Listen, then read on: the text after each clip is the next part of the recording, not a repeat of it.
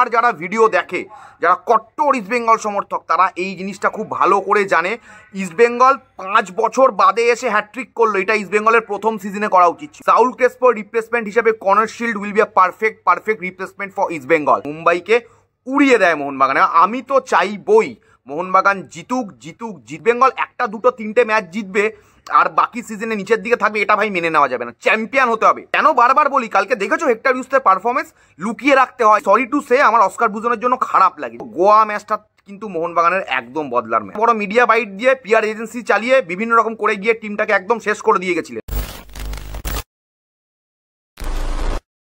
Hello everyone, welcome back to our channel, welcome back to Bengal sports blog. Bengal sports ব্লগের নতুন একটা ভিডিওতে, নতুন এপিসোডে তোমাদের সকলকে ওয়েলকাম।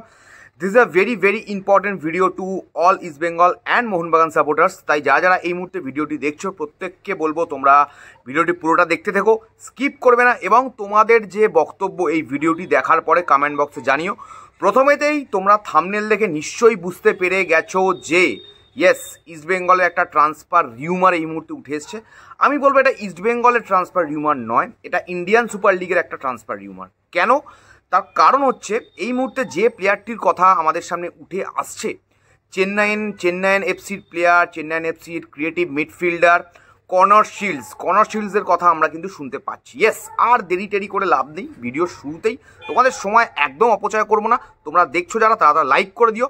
অ্যান্ড যেটা বলছিলাম, কনর শিল্ডস কিন্তু দেখো লাস্ট সিজনে, মানে বা যেই সিজনটা চলছে এই মুহূর্তে, সেই সিজনে কিন্তু কনর শিল্ডসের পারফরমেন্স কিন্তু আউটস্ট্যান্ডিং মানে সত্যি আউটস্ট্যান্ডিং। হ্যাঁ, কনর শিল্ডসের টিম চেন্নাইন এফসি কিন্তু এই মুহূর্তে খুব একটা ভালো জায়গাতে নেই, ইন্ডিয়ান সুপার লিগ থেকে বেরিয়ে গেছেন, অল দ্যাট আমরা জানি। বাট কনর শিল্ড যদি দেখো, 1টা গোল 8টা অ্যাসিস্ট, তোমরা দেখতে পাচ্ছ, স্ট্যাটসটা দেখে নাও। এবং প্রতিটা ক্ষেত্রেই কনর শিল্ডের শুধুমাত্র এই স্ট্যাটস দেখে কিন্তু কনর শিল্ডকে জাজ করা যাবে না। কনর শিল্ডের যদি তোমরা হিট ম্যাপটা দেখো না, right wing, left wing, midfield, central midfield, defensive midfield, সব জায়গায় খেলতে পারে এই স্কটল্যান্ডের 27 বছর বয়সী এই বিদেশি ফুটবলার। এবং তোমরা যদি দেখো, স্কটল্যান্ডের বিভিন্ন ক্লাবে কিন্তু ও এর আগে খেলে এসছে। ইংল্যান্ডে সান্ডারল্যান্ডে খেলেছে, মাদারওয়েলে খেলেছে, স্কটল্যান্ডে। তো মানে কি বলবো, মানে হি ইজ আ এক্সপিরিয়েন্সড গাই। এবং 27 বছর বয়স।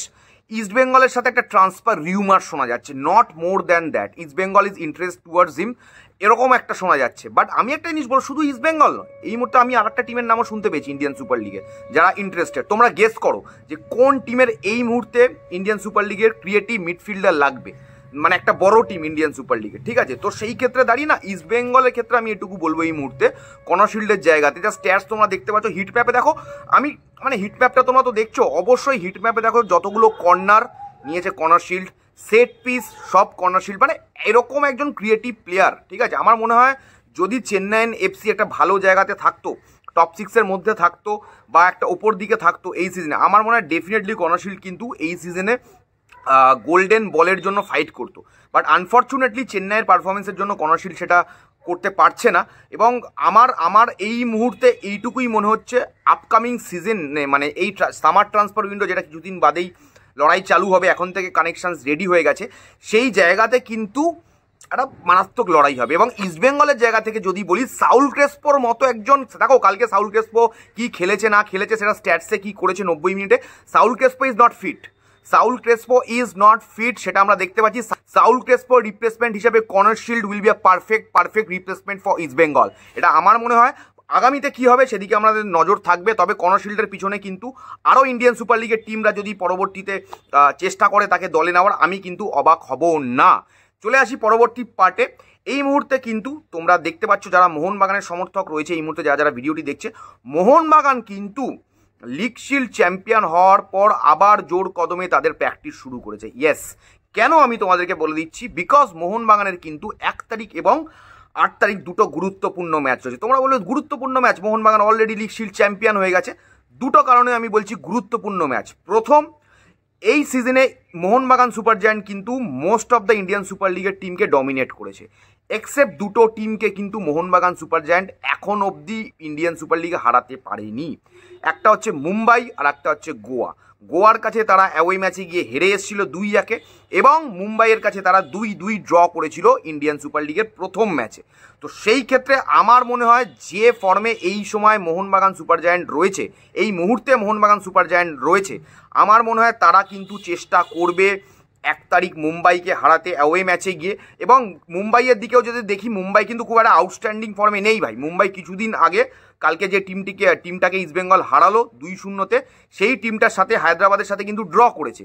তো মুম্বাই একটা আলাদা প্রেশারে থাকবে 1 তারিখের ম্যাচে। এবং পরিষ্কার কথা বলতে কোনো অসুবিধা নেই ভাই, 100% আমি জানি ইস্টবেঙ্গলিয়ানদের সমর্থন থাকবে মোহনবাগানের দিকে, কারণ তারা চাইবে না কোনোভাবেই, যেহেতু ইস্টবেঙ্গল একটা টপ 6-এর লড়াইতে রয়েছে, 1 তারিখের ম্যাচে অবশ্যই ইস্টবেঙ্গলকে নিজের দুটো ম্যাচ জিততে হবে, সেটা আলাদা ব্যাপার, মানে সেটা তো আলাদা ক্যালকুলেশন।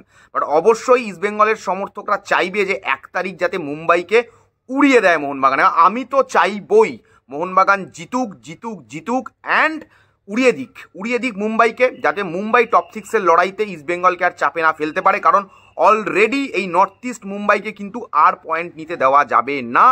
এবং সেই জায়গাতে দাঁড়িয়ে অবশ্যই মোহনবাগানের ক্ষেত্রে আমি বলবো গোয়া ম্যাচটা কিন্তু মোহনবাগানের একদম বদলার ম্যাচ। কেন?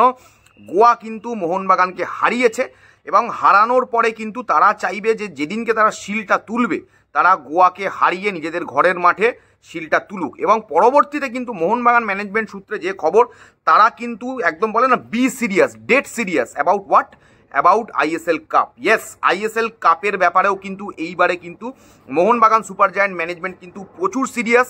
বিকজ আগের বারে তারা ফাইনালে উঠেও কিন্তু এই কাপটা জিততে পারেনি। সো তারা কিন্তু এইবারে কোনো রকমভাবেই গা ঢিলা দেওয়ার সুযোগ, মানে চান্স নেই। তারা কিন্তু পুরোপুরি হার্ড প্র্যাকটিস করছে ভাই। এটাই হচ্ছে ডেডিকেশন, এটা তো মানতেই হবে। লিগ শিল্ড জিতে এই মুহূর্তে তারা কিন্তু চরম প্রস্তুতিতে রয়েছে আপকামিং ম্যাচেস, যেই লিগের ম্যাচগুলো রয়েছে। এবং মেন লক্ষ্য হচ্ছে এই মুহূর্তে তাদের যে কাপ, আইএসএল কাপটা। তো দেখা যাক আইএসএল কাপে তারা কি করে এবং বাকি দুটো ম্যাচে কি করে। তারা মুম্বাইকে হারিয়ে ইস্টবেঙ্গলকে সুবিধা করে দিতে পারে কিনা মোহনবাগান সুপার জায়ান্ট। এবং ইস্টবেঙ্গলের কথা যদি চলে আসি, 2-3টে কথা আমি বলে যাব ইস্টবেঙ্গল সমর্থকদের জন্য, যারা বিভিন্ন কমেন্ট করছো এই মুহূর্তে, ইস্টবেঙ্গলের বিভিন্ন সমর্থকরা, যে দাদা ইস্টবেঙ্গল জিতলো, এবারে তুমি কি বলে। ভাই, প্রথম কথা, ইস্টবেঙ্গল 3টে ম্যাচ জিতেছে, হ্যাট্রিক করেছে, গ্রেট। আমার যারা ভিডিও দেখে, যারা কট্টর ইস্টবেঙ্গল সমর্থক, তারা এই জিনিসটা খুব ভালো করে জানে। ইস্টবেঙ্গল 5 বছর বাদে এসে হ্যাট্রিক করলো, এটা ইস্টবেঙ্গলের প্রথম সিজনে করা উচিত ছিল। বুঝতে পারছো কি বলছি? 5 বছর বাদে করেছে, আমি হ্যাপি। বাট 5টা বছর সময় লেগে গেছে ইস্টবেঙ্গলের ইন্ডিয়ান সুপার লিগে হ্যাট্রিক অফ উইন্সটা, এই রেকর্ডটাকে করার। তো আমার মনে হয় করেছে, ভালো করেছে। এইটা নিয়ে বেশি আনন্দ সেলিব্রেট কালকে করেছি, আর করার দরকার নেই, কারণ হায়দ্রাবাদকে হারিয়েছে। নেক্সট বেঙ্গালুরুকে হারাতে হবে 2 তারিখ, যেটা হচ্ছে মেন লক্ষ্য। না হলে এই জয়ের তো কোনো মূল্য থাকবে না। এখনও অনেক রকম ইপস অ্যান্ড বার্ডস রয়েছে, এখনও টপ 6-এর একদম কাছে ইস্টবেঙ্গল চলে আসেনি। 2 নম্বর কথা, কনফিডেন্স আর ওভার কনফিডেন্সের মধ্যে ওভার জয়তে যাব না ভাই। আমার ট্রফি আনতে হবে এই সিজনে। কী করে ট্রফি আসবে? ম্যানেজমেন্টের জায়গাতে আমার বক্তব্য সবসময় ম্যানেজমেন্টের জায়গাতে, যে ম্যানেজমেন্টের কথাতে আমার বক্তব্য এখনও সেম, যে ক্লেটন সিলভার কিন্তু কোনো রিপ্লেসমেন্ট ম্যানেজমেন্ট এখনও এনে দিতে পারেনি আমাদের চ্যালেঞ্জ লিগের ম্যাচ। সেই জায়গা থেকে যে, আর হেক্টর ইউসতে, কেন বারবার বলি, কালকে দেখেছো হেক্টর ইউসের পারফরমেন্স, লুকিয়ে রাখতে হয় হেক্টর ইউস থেকে, মাঠে লুকিয়ে রাখতে হয় ইস্টবেঙ্গল কোচকে।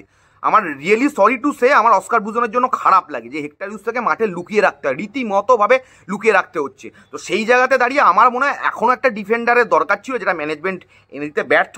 তো সেই জায়গায় আমার বক্তব্য একদম স্টিক করবে, কারণ ইস্টবেঙ্গল 1, 2, 3টে ম্যাচ জিতবে আর বাকি সিজনে নিচের দিকে থাকবে, এটা ভাই মেনে নেওয়া যাবে না। চ্যাম্পিয়ন হতে হবে, ট্রফি আনতে হবে, পরপর ধারাবাহিক ব্যর্থতা থেকে ধারাবাহিক সফলতায় যেতে হবে। এবং আমি অস্কার বুজুকে একটা কথা বলবো, স্যার আপনার ওপরে পুরো ভরসা আস্থা রাখছি, কারণ আপনি এই 27 পয়েন্টে এনেছেন, 0 থেকে 27টা আপনিই এনেছেন। এর আগের একজন কোচ, উনি বড় বড় মিডিয়া বাইট দিয়ে, পিআর এজেন্সি চালিয়ে বিভিন্ন রকম করে গিয়ে টিমটাকে একদম শেষ করে দিয়ে গেছিলেন। একদম মানে কি বলবো, ফিটনেসটাকে তলানিতে নিয়ে চলে গেছিলেন টিমটার। আপনি এত চোট আঘাত এত কিছুর পরেও হ্যাটস অফ টু ইউ। এখন অবধি আপনি যা কাজ করেছেন, দুর্দান্ত কাজ করেছেন, টিমটাকে 27 পয়েন্টে নিয়ে এসছেন, রেকর্ড ইস্টবেঙ্গলের জন্য অল টাইম ইন্ডিয়ান সুপার লিগে। বাট আমি আপনার কাছে একটা রিকোয়েস্ট করবো, আপনি একটু ডেভিডকে গেম টাইম, জানি সুপার সাব অল দ্যাট, ডিয়ামান্টাকসের অ্যাটিটিউড একদম ভালো লাগছে না। মানে অবশ্যই ডিমিকে সাপোর্ট করেছি, যতদিন সাপোর্ট করার মতো করেছি, যখন করার নয় তখন আর করবো না। এবং মেসি বাউলি ওয়াজ আউটস্ট্যান্ডিং, এখন অবধি নজর না লাগে ভাই, মেসি বাউলি আউটস্ট্যান্ডিং। রিচার্ড সেলিসও ঠিকঠাক ছিল কালকে, দেখে বোঝা যাচ্ছিল যে ফুল ফিট ছিল না, বাট একটা কমিটমেন্ট কিন্তু ওর মধ্যে ছিল রিচার্ড সেলিসের মধ্যে, এবং গোল হওয়ার পরে যে সেলিব্রেশনটা করেছিল সেটাও আউটস্ট্যান্ডিং। এবং অল ওভার এই কারেন্ট সিচুয়েশন ইস্ট বেঙ্গলের, আশা করছি নেক্সট ম্যাচগুলো জমজমাট হতে চলেছে, এবং মোহনবাগান যদি মুম্বাইকে হারিয়ে দেয় এবং আমরা যদি বেঙ্গালুরুকে হারিয়ে দিই, একটা আশা তো দেখতেই পারি। আশা করছি তোমাদের ভিডিওটা ভালো লাগলো। তোমাদের কি বক্তব্য কমেন্ট বক্সে জানিও। দেখা হবে খুব তাড়াতাড়ি নতুন একটা ভিডিওতে। এখনের মতো সকলকে টাটা।